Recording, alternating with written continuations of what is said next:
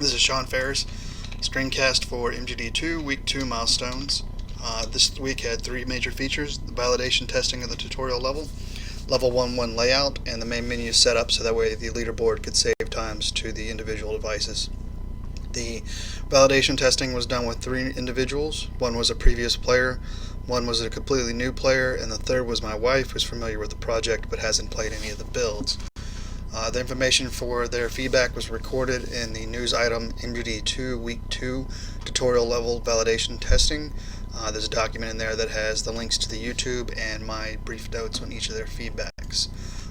The next things that were tackled was the level 1-1 layout and the main menu setup.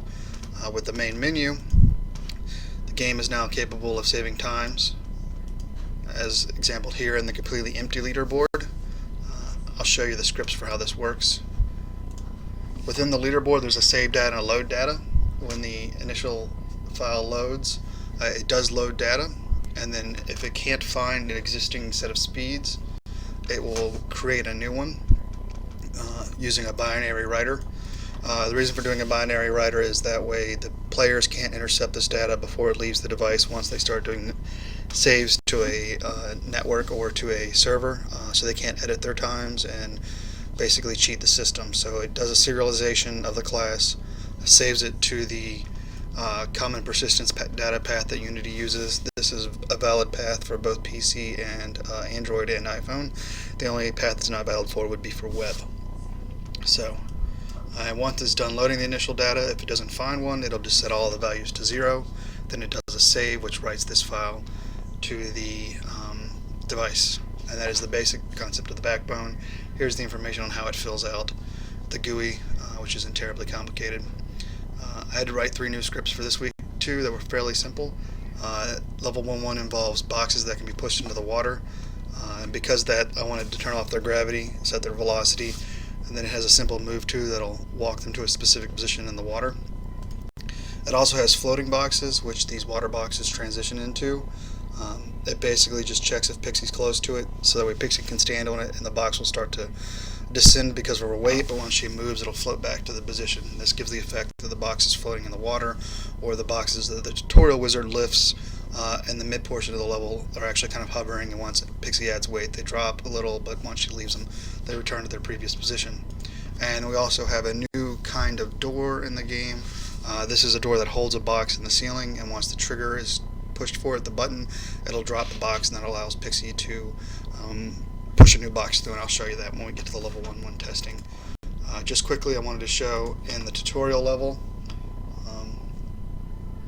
let me close this and run it on full screen.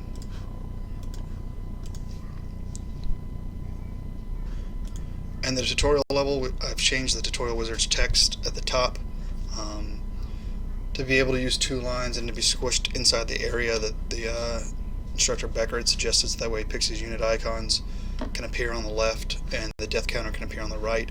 I've also shrunk his rune text a little. I got feedback from the users that they felt that having it just kind of blink through them as opposed to iterate 1 2 3 1 2 3 was a little difficult to read. So next week's task I'm going to add to change that text to move 1 2 3 1 2 3 in a kind of like ... system. So the other big thing built this week was level 1-1. This is just the layout for it. You'll notice that level 1-1 is dark and uses lighting because this is the first time Pixie's kind of outside. There'll be an initial scene here once the events are added in where the wizard comes in and the world's all bright and colorful as if the lights are all on, and tells her that this is the way the world really looks. So then he activates a special ability that causes the world to turn dark and low lit like this to give Pixie more of a feel. Give me a second.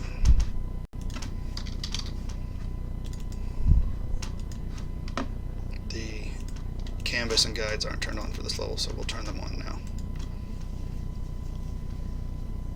Here we go. So I've added text in the background that's only in this initial build to kind of let people know where things are going to be because the events aren't happening yet. You'll see the speedrunner at the top. This is the start area where the wizard would have transitioned the 2 worlds between dark or light into dark. It's beginning basic platforming for Pixie. So I'll just move through the level and show you areas as they come up. This is our first floating box. This one's already in the water, so the players get the understanding that the boxes can float in the water without having to do it for the first time. You notice when Pixie steps on it, it starts to sink. If she allows it to sink too far, she will fall into the water and die, just like she would in lava in game. But it's a pretty nice cushion, so that way the player has a chance to definitely make that jump, and the box will come back up, so that way they can try again. So I think we give them enough time. Maybe in builds where there's a higher level of difficulty, we can make those boxes drop faster by lowering their drag. Now we're just moving into some more basic platforming. This is just areas for the player to practice the abilities they established in the tutorial level.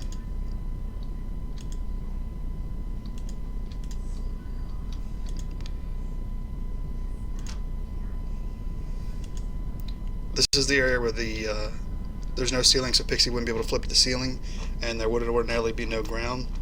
That's an event for the tutorial wizard where he raises boxes for Pixie to jump across, and this is to kind of reinforce his somewhat helpful nature. And then we come into an area.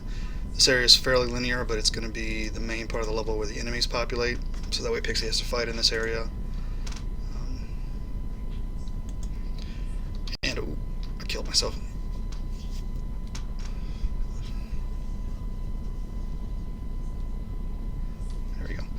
This is an area where a lot of these spikes initially won't be visible, but the tutorial wizard will attempt to help again and actually raise them, making it harder.